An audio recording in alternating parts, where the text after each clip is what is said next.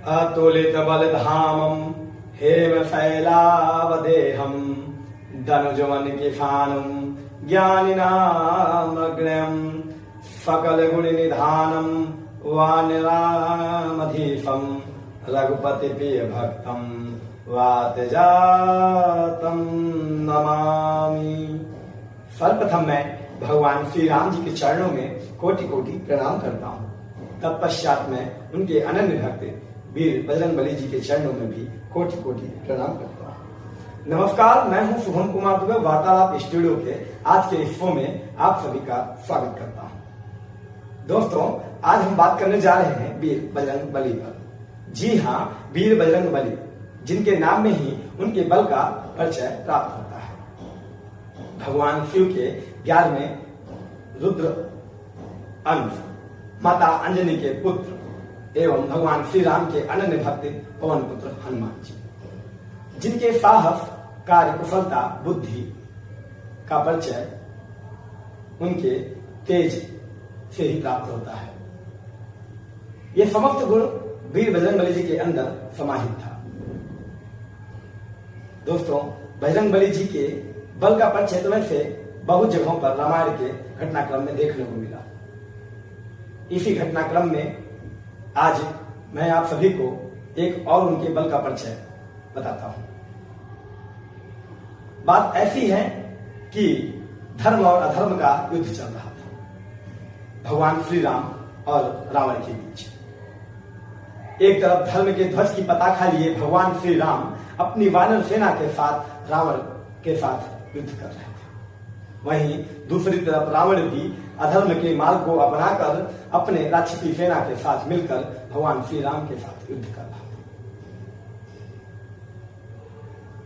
तभी रावण इस युद्ध में अपने पुत्र और अपने भाइयों को भी युद्ध में भेजता रहा, लेकिन परिणाम स्वरूप सबको मृत्यु दंड प्राप्त हुआ। रावण यह सब देखकर अत्यंत क्रोधित हो उठा और रावण को जब यह ज्ञात हुआ इन सब के मृत्यु के पीछे बजरंगबली जी की मुख्य भूमिका रही, यह जानकर वह अत्यंत क्रोधित हो उठा और उसने तभी निश्चय किया कि अब वह बजरंगबली जी को पहले समाप्त करेगा, तब आगे का युद्ध करेगा। वह अपने अहंकार में था, अपने शक्ति के अहंकार में था और वह बजरंगबली जी के पास चल पड़ा और बजरंगबली जी के पास गया और बोला, मेरे बीच एक एक मुक्के का युद्ध हो जाए। बजरंगबली जी ने कहा कि इससे क्या फायदा होगा। तब रावण ने कहा, एक मुक्का हम तुम्हें मारेंगे, एक मुक्का तुम मुझे मारना। जिसको ज्यादा दर्द होगा वो समझो पराजित हुआ। बजरंगबली जी तैयार हुए, बोला चलो। अब क्या हुआ, रावण ने बजरंगबली से कहा, पहले तुम मुझे मारो। बजरंगबली जी ने कहा, पहले तुम मुझे मारो। नहीं, मेरे मारने के बाद क्या पता तुम मानने के योग्य रहो या न रहो।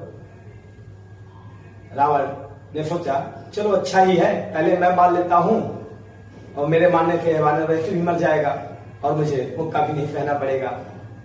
रावण को इतना अपने शक्ति का अहंकार था कि वह बजरंगबली जी की शक्ति को कम परख रहा था।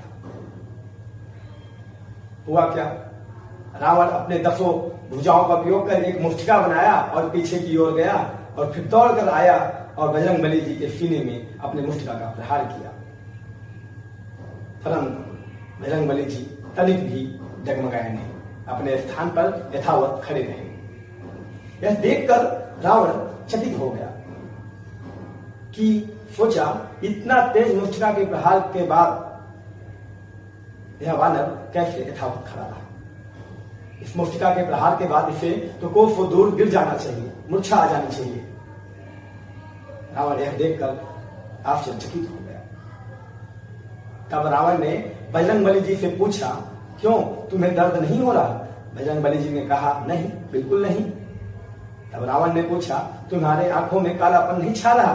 बजरंगबली जी ने मुस्कुराकर बोला, नहीं, अपितु और भी देखने की क्षमता बढ़ गई है। रावण सुनकर एकदम चकित हो गया। रावण के मन में थोड़ा तो भय आ गया कि इतनी तेज मुष्टिका के प्रहार भी यह वानर यथावत खड़ा है। निश्चित रूप से इस वानर के अंदर अत्यधिक क्षमता है। अब बजरंगबली जी ने कहा, क्या हुआ, किस चिंता में हो? चलो अब मेरी बारी। अब युद्ध, अब फर्क तो लगी थी। अब बजरंग बली जी ने, रावण ने तो पूरे 10 भुजाओं का उपयोग किया था, तब मुष्टिका बनाई थी। बजरंग बली जी ने अपने एक ही भुजा का उपयोग कर मुष्टिका बनाई और अपना हाथ जैसे ही पीछे की ओर खींचा, वैसे ही ब्रह्मलोक से ब्रह्मा जी ये सब देख रहे थे, भगवान शिव भी देख रहे थे, सभी देवता चिंतित हो उठे। कहीं ऐसा न हो जाए कि बजरंग बली जी के एक मुष्टिका प्रहार से रावण की ही मृत्यु हो जाए और भगवान श्री राम का उद्देश्य अधूरा रह जाए। ब्रह्मा जी मनवेग से चले।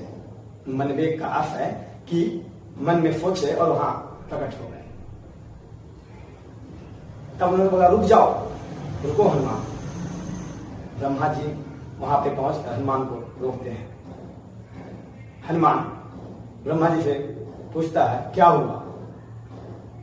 ब्रह्मा जी ने बोला जिस प्रकार से तुमने यह मुष्टिका बनाई है, अगर तुम रावण को मार दोगे तो रावण ही मर जाएगा।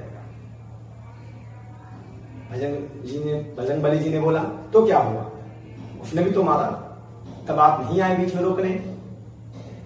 तो ब्रह्मा जी ने बोला तुम्हारे इस मुष्टिका के प्रहार से उसकी मृत्यु हो जाएगी और भगवान श्री राम का जो उद्देश्य है वह पूरा नहीं हो पाएगा, इसे कम करो। बजरंग बली जी ने कहा ठीक है। कम किया उन्होंने।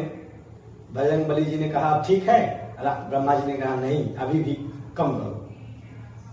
अब उन्होंने इसको कम किया और फिर सिर्फ स्पर्श कराया रावण के सीने में। रावण कोस दूर जाकर गिर पड़ा और मूर्छित हो गया। बजरंग बली जी चकित हो उठे, कहीं मेरे स्पर्श मात्र से ही मर तो नहीं गया, मेरे प्रभु का उद्देश्य अधूरा रह जाएगा। कुछ देर बाद रावण को होश आया। यह देखकर बजरंग बली जी थोड़ा सा सही हुए, चलो अच्छा है ये हमारा नहीं। तो दोस्तों आज यह कथा सुनाने का कोई मुख्य उद्देश्य ऐसा बहुत बड़ा नहीं था, बस आप सभी से निवेदन करना था कि अपने भगवान, अपने देवी देवताओं की पराक्रम, शौर्य, बुद्धि का परिचय कैसे रहा, क्या रहा, उनका क्या उद्देश्य था, उन्होंने अपने बुद्धि और अपने पराक्रम का उपयोग कहां पे किया, कैसे किया, यह सब की शिक्षा हमें लेते रहने चाहिए। अपने पौराणिक कथाओं से जुड़े रहने चाहिए, अपने धर्म शास्त्र के बारे में ज्ञान लेते रहना चाहिए और लोगों को देते रहना चाहिए, ताकि यह हमेशा लोगों को स्मरण रहे। आज के लिए इतना ही, फिर मिलूंगा जल्द ही अगले वीडियो के साथ। तब तक के लिए जय श्री राम, जय श्री राम।